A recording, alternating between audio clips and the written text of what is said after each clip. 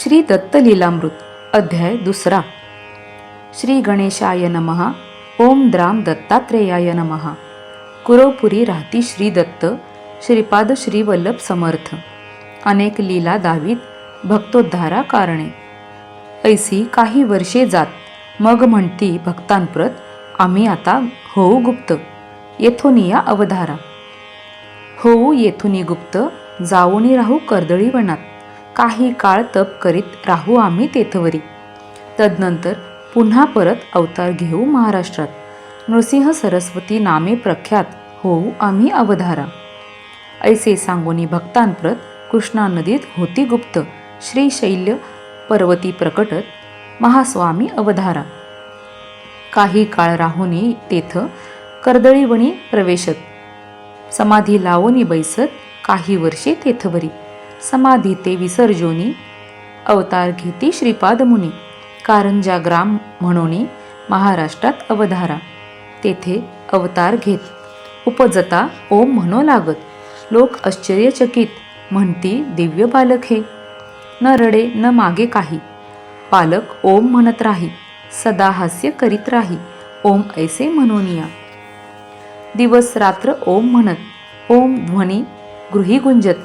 ओम प्रकटला म्हणत लोक विस्मये तेधवा. ऐसी जाती वर्षे 7 बालक ओम राहे म्हणत. परी काही न बोलत चिंतित होती सर्वही. इतरे जन जे बोलत ते सर्व कळे बालकाप्रत. परी प्रत्युत्तरी ओम म्हणत आणि काही बोलेना. अंती पुसती तयासी सांग तू केव्हा बोलसी. बालक खूण करोनी त्यासी सांगत असे ते अवधारा. खूण करोनी दावीत मौजी बंधन करा म्हणत. उपनयन होता त्वरित बोलेन आपण म्हणत असे. ऐसे ऐकोनी माता पिता मौजी बंधन तत्वता करो म्हणती निश्चिता तयारी करो लागले. सुमुहूर्त पाहुनी उपनयन केले पहा मौजी बंधन. बालक वेदमंत्र म्हणून निज मौनाते सोडित असे. सर्वा आश्चर्य वाटत. बालक पहा वर्षे 7 वेदमंत्र म्हणो लागत. अवतार म्हणती दत्ताचा. तव नृसिंह सरस्वती म्हणती सर्व लोकांप्रती आम्ही संन्यासी असो यती गृहीन राहू निश्चये. ऐसे सांगोनी सर्वांप्रत निघाले स्वामी हिमालयात. तेथे तप आचरित लोकोद्धारा कारणे.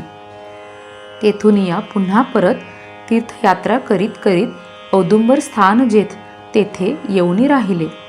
भिलवडी ग्रामासमीपत औदुंबर स्थान प्रख्यात आज झाले असत दत्तस्थान म्हणूनिया.